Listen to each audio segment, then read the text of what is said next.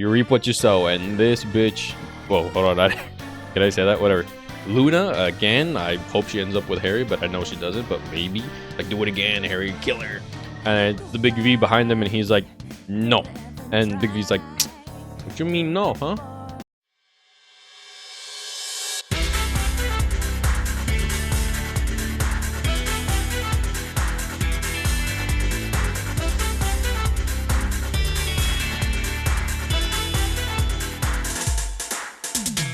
Another year, another traumatic event for little Potter and his friends. I don't know. Order of the Phoenix. One thing I can say about this one that was way better than the last one, it wasn't rushed. It didn't felt rushed at all. It wasn't throwing these events or things like left and right, and I wasn't feeling overwhelmed. Like, I rewatched the fourth one again, and it had me thinking, wow, this movie is way too rushed than the first time. Because the first time I saw it, I barely noticed it, right? But I did think it was rushed, but it was like, whatever. And then on the second watch, you can really tell how rushed it is. It's not bad, but it's definitely very rushed compared to everything. It felt like a Japan speed bullet train, you know? And this one was a nice little bicycle ride. This one was very nice. It wasn't like it was calming, it was relaxing, it was tranquil. It was very pleasant to watch and stuff like that. So let's go ahead and hop into it. The movie begins with Harry and Dudley getting attacked by some death-sucking, soul-sucking Dementors. One thing that I found funny was when, you know, Dudley was making fun of Harry. That wasn't the funny part. The Dudley was making fun of Harry, and Harry whips out his wand, and Dudley's friends are like, hey, he's got a little stick. He's got, what are you gonna do? Whack me with a little twig? And, you know, the only one that was scared shitless was Dudley, because he actually knows the stuff that Harry can do. So they get attacked by some death-sucking, soul-sucking, best-sucking of your life Dementors, and then Harry uses Expecto Patronum, saves Dudley. Some lady shows up, and she's like, they're gonna pop up again, so let's walk together. Let's take a little stroll back to your house. Get back home. Dudley's like in a shock or something. I don't know what's going on with that food, but whatever. It doesn't really matter. They're only in this movie for a second, and I thought he moved out. I thought he moved out from there. I guess it was just for the summer. He stayed with Ron like last summer. Why wouldn't he stay again? Probably he also doesn't want to be too much of a hassle on the Weasleys, right? I mean, they already got like what, 6-7 kids, so that's probably why. So that's probably why he chose to go back to the Dudleys.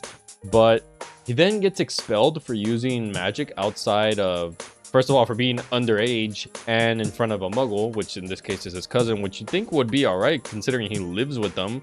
They know, like, it's not like that he disappears like 10 out of the 12 months of the year to like somewhere. I mean, they obviously know that where he's going, so that was very stupid. But I think it's because of the Ministry that's trying to silence Harry and, you know, trying to get him to not show up in the magic world anymore, so that they can silence the rumors about the Big V being back. But we all know that the Big V is back. I mean, we literally saw it.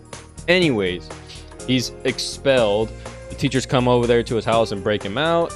They head up to like the secret apartment, which is like Sirius Black's apartment, and, you know, they introduce basically the Order of the Phoenix, which I think these movies have like a very, like, at least the past two have had like in the first 5 minutes they dropped the title card like in the movie. Like the last one was like, put your names in the Goblet of Fire, and then now it's like, oh yeah, this is the Order of the Phoenix, and it's like, oh, all right, 5 minutes in and he already title dropped the movie, and it's never mentioned again probably.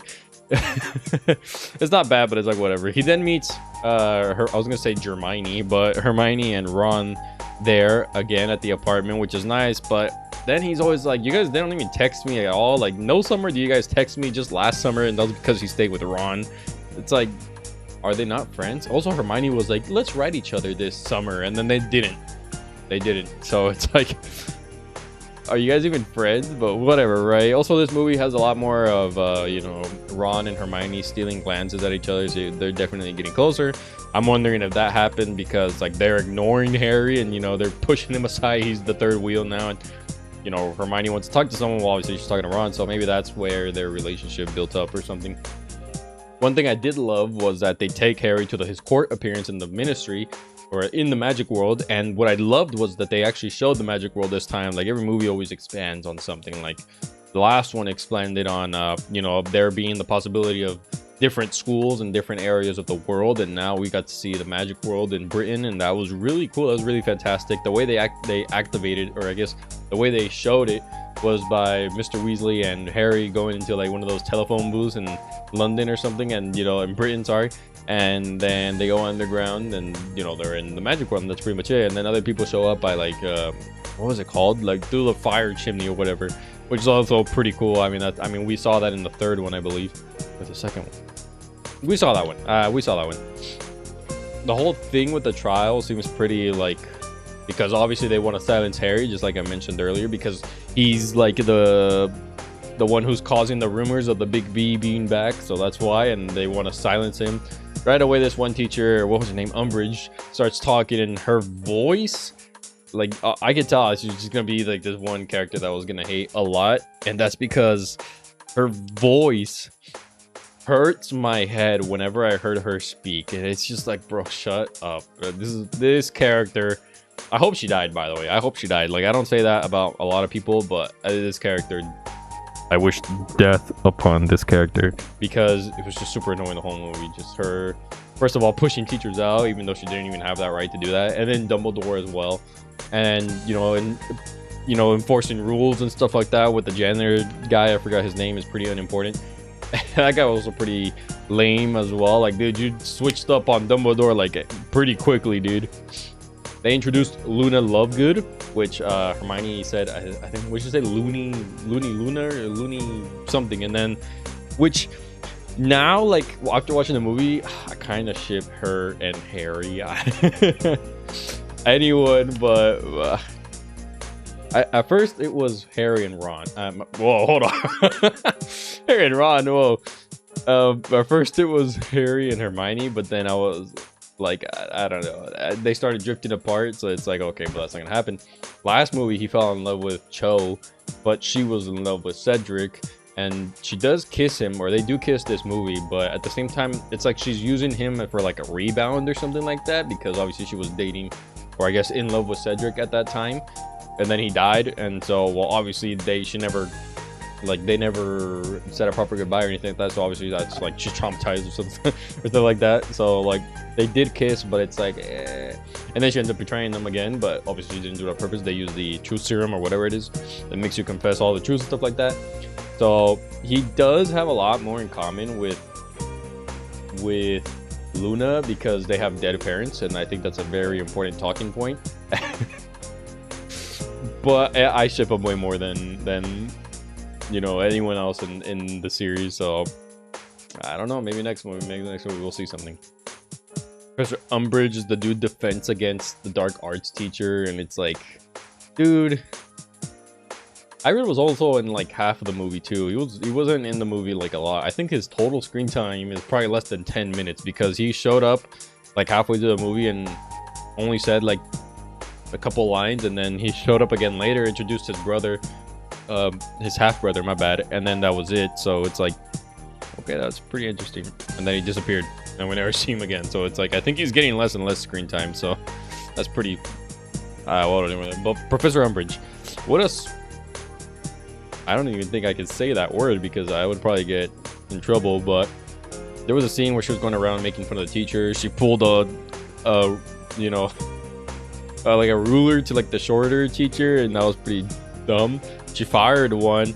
She was butting heads with McGonagall, and she also made fun of Snape for like not getting the teaching position that he wanted and stuff like that. So that was like, all right. And how are they supposed to learn dark arts like in just theory and not practice? She's like, oh, who are you gonna fight against, and stuff like that. And Harry was like, oh, the Big V, he's back. And she's like, no, he's not back. And then she's like, yeah, I literally saw him, he killed Cedric. What do you think killed Cedric? Then she's like, Big V is not back.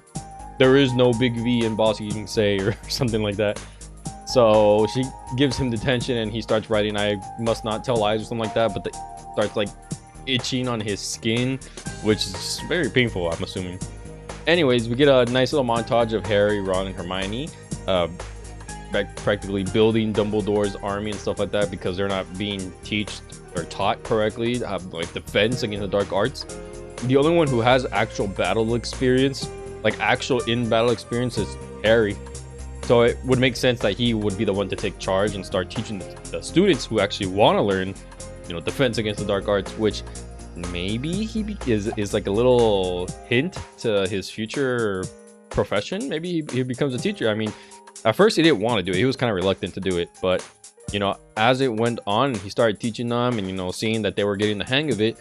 It was really good. Another unexpected relationship was his relationship with Neville, because Neville's parents were also killed by, what was her name, Bellatrix, and so his relationship with Harry is like he's in the exact same position, except you know, instead of getting the scar on his head, his parents just died, and you know, Harry's parents also died, but he got, you know, recognition for surviving against Voldemort. So another unexpected relationship from the Harry Potter series is Neville. Like, I was not expecting like Neville to play another big part in this movie. He did in the last.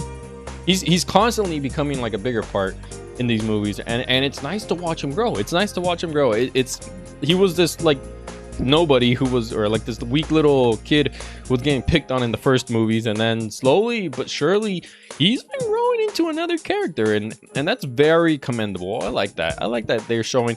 Another thing is like the characters are very consistent since like the first, second movie. I've been seeing the same character, so it doesn't feel like every time you go in that like you never see the same background character anymore. Like, no, like for example, Cho is back. Neville's been reoccurring, I guess. Yeah, well, obviously, right? But the twins that Ron and Harry also took out to date to the dance in the last movie are also back in this one. So that's another pretty cool thing, a little thing in the franchise, is that the background characters are also reoccurring. So I like that. I like that a lot. So Harry starts having visions about like, oh, I'm killing people, and you know, he had a vision about him, or I guess a snake, attacking Mr. Weasley. So he reports that to Dumbledore, and then they end up being able to save Mr. Weasley. So W Harry for that one. But then Snape starts teaching Harry about how to, you know, overcome the mind control in case the Big V wants to invade Harry's mind, because that's the whole thing with him being able to see those visions and stuff like that, is that the Big V might be able to take over Harry's mind, which he does later in the movie. And you know, Harry using the power of love and friendship, he's able to overcome that thanks to Snape. We also got a little bit of tidbit flashback of Snape's past, where he is seemingly being bullied by Harry's dad, which is like a big thing because Harry idolizes his parents. You know, he idolizes them, and he thinks Snape is like this hater, you know. So that pretty much humanizes Snape a little bit. I mean, it shows that Harry's dad wasn't as good as people say that he was, you know, or that Harry thinks he is, you know. And that makes me feel a little bit better for Snape, because he's like, what if we strip him naked here in public? Let's do that. It's like, whoa, dude, Harry's dad is a menace. Good thing he didn't get any of that. He probably got everything from his mommy. So that was pretty horrifying. Anyways, like I said earlier, Cho ends up spilling the beans. So Professor Umbridge, or Headmaster Umbridge, Umbridge, whatever, I don't really care. This is a stupid idiot. Ends up discovering where the students have been training, which is like this room of requirement, they called it, that like changes around the school and stuff like that, because we saw that they go in one way, the door disappears, and then appears somewhere else. But the way they discover it is by blasting a hole in the wall. But if the room changes constantly, how are they able to find out where it's at and then blow a hole in it? That's my thing. It's like, she said that the room appears to people who need it the most or something like that, but I don't know what the conditions are for it. But to me, it didn't make like a lick of sense, is that they were like, oh yeah, it changes where it wants to, because we see where the door ends up changing and the people go in it, and now it's like a broom closet or something. Like the janitor was the one who was looking for them. It was a whole montage where they were training, and the janitor was basically like a Scooby-Doo montage. So it was pretty funny. But like, if it changes randomly, how are they able to find out where it was? Also, El Draco for like being a little snitch, like always. I don't know. He's gonna have to do something he wasn't in this movie that much either, which I thought he would be, as like considered Harry's rival or something like that. But I guess not. I probably had that wrong in my head. Anyways, they were all in the tension, and you know, they end up writing stuff like that. They end up blaming Cho, which rightfully so, because they ended up getting that from her. And so Harry gets another vision about his uncle Sirius getting attacked by Voldemort. So Harry's like, we need to get to the ministry now, ASAP. So everyone's in Umbridge's office, and they're trying to get, you know, travel by chimney or something. And then she catches them, Hermione is like, just tell him what the secret weapon is, Harry. And he's like, what? And then they go into the forest where she gets where she presumably ends up dying to the centaurs because she tries to kill one, and then they end up grabbing her and she's like, tell him I didn't mean to kill him, I just wanted to murder him.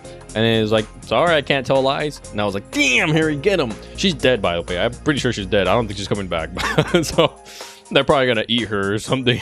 Oh, horrible fate, but you reap what you sow. And this bitch, whoa, hold on, can I say that? Whatever. This lady, this not so good lady, got what she deserved, so thank God. And that was just so. Also, she tried to use Crucio on Harry, and it's like, that's forbidden. She tried to use the truth serum, and Snape was like, yeah, no, can't do that, that's illegal. Plus you already used the last of it on Cho, so yeah, no, don't do that. That's a no-no. And then she's like, well, if that won't make you talk, then maybe torture will. I'm gonna have to use Crucio. And I'm like, this lady is the devil. Like, the ministry is corrupt, bro. Like, if there's more people like this in the ministry, like the whole Harry Potter world is fucked. So thankfully, again, like, she ends up dying to the centaurs. That's my headcanon. I don't care if she comes back or whatever. No amount of like redemption arc or whatever is gonna fix that. So I hope she does die. So they end up going to the ministry, this little ragtag team of Ron, Hermione, Harry, Neville, Neville for stepping up to the plate. Like, he's like, oh, we're ride or die, by the way, we're ride or die. Luna, again, I hope she ends up with Harry, but I know she doesn't, but maybe. And then Ginny. So that's fantastic little team. And then they end up going, and then it's like, oh, this was all a trap, by the way, set up by the big V. And then Mr. Malfoy shows up, and he's like, Harry, hand over the prophecy, the chosen one prophecy or something. I forgot what it was. I didn't get the whole thing with the prophecy. I might have to watch the movie again. And so they end up fighting for it. This little orb that tells like the prophecy and stuff like that. So everyone's fighting, and it's like, at first I'm like, damn, these kids they barely learned stuff like a week ago, and they're already able to go toe and toe with the Death Eaters and stuff like that. But even Malfoy was like, yeah, no, we were only letting you think that you were beating us. Did you really think you? No, like, you guys don't even stand a chance and stuff like that. Then the Order of the Phoenix actually shows up, and now they're going like toe to toe with the Death Eaters and stuff like that, to the point where, you know, they end up disarming Malfoy, Sirius Black, and Harry.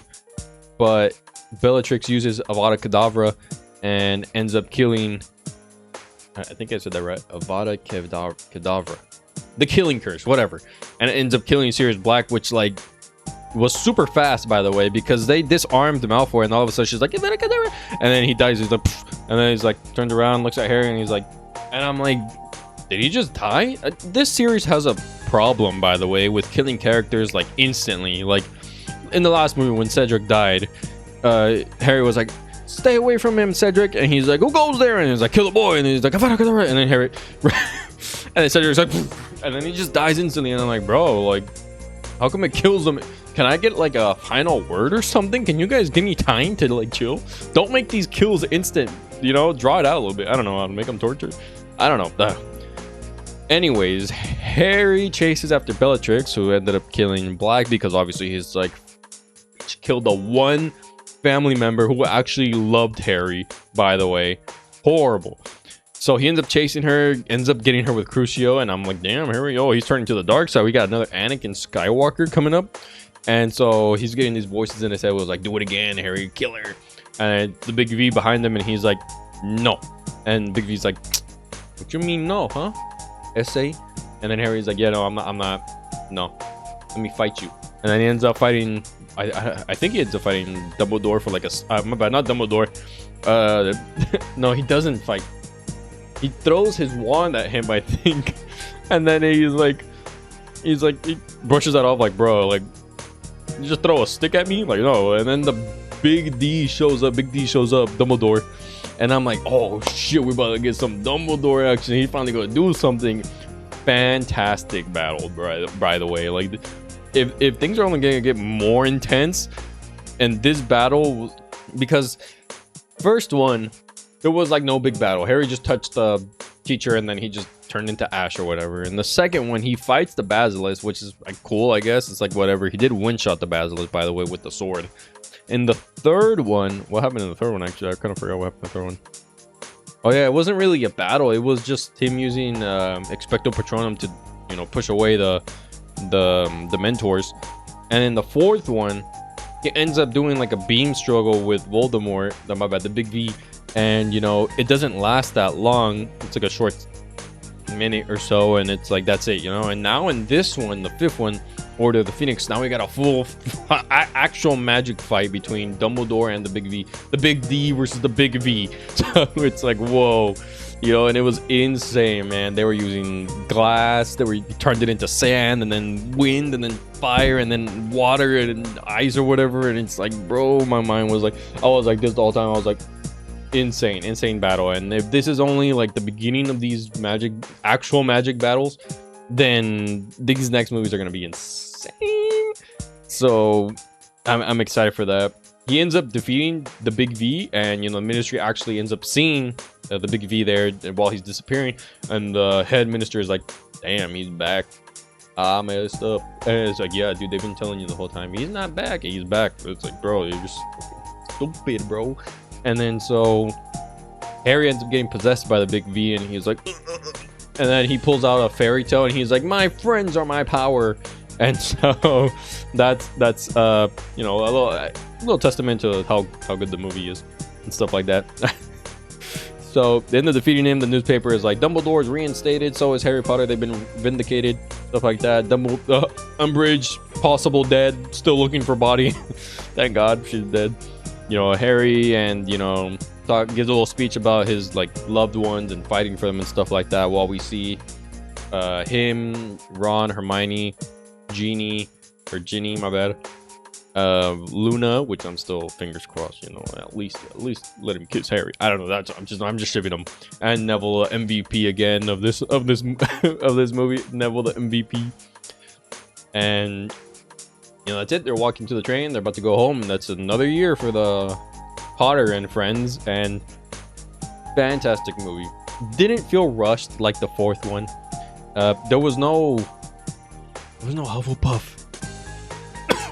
Oh, I forgot to mention. No, I'm on that. Luna's a Ravenclaw. So finally, we got a Ravenclaw. Thank God. So Harry, Ron, Hermione, you know, they're, and obviously, you know, Ginny and Neville are Gryffindor. It's like 5, right? It's like 5. But then again, it's Harry's main house, so that's like fine, right? Draco and his 2 buddy boys are like Slytherin. Cedric was Hufflepuff, and you know, the Hufflepuffs are like, oh, they're like whatever, right? And you know, Cedric was like that one exception. He was like very good, and he was like the standing out Hufflepuff. And now we got a Ravenclaw. We got one Ravenclaw finally that I know of, and that's Luna. Thank God, by the way. A fantastic character, but she came off a little bit weird at the beginning. She was like, yeah, they're death. Only people that have experienced death can see the horses. I've seen death, Harry. And I was like, interesting character. Yeah, they should make out. And I was like, bro. And so, interesting movie. I loved it a lot. Is this my new favorite movie? That final battle does a lot. Believe it or not, that final battle does a lot. But would I put it, what spot would I put it? If I had to rank them right now, I wouldn't be able to rank them right now, actually. Definitely one of the best, top 3, I think. This one's top 3, and it's gonna keep getting better and stuff like that. I can't wait to see the next one. This is gonna be getting more insane and stuff like that. So, fantastic movie. Loved it a lot. And, you know, now I gotta watch the Half-Blood Prince. So, I'm excited for that one. That one's gonna be coming out soon. Or I'm gonna be watching that one soon. Maybe tomorrow, maybe today, maybe tomorrow, and today. I have no idea. Might rewatch this one. So, yeah. Later.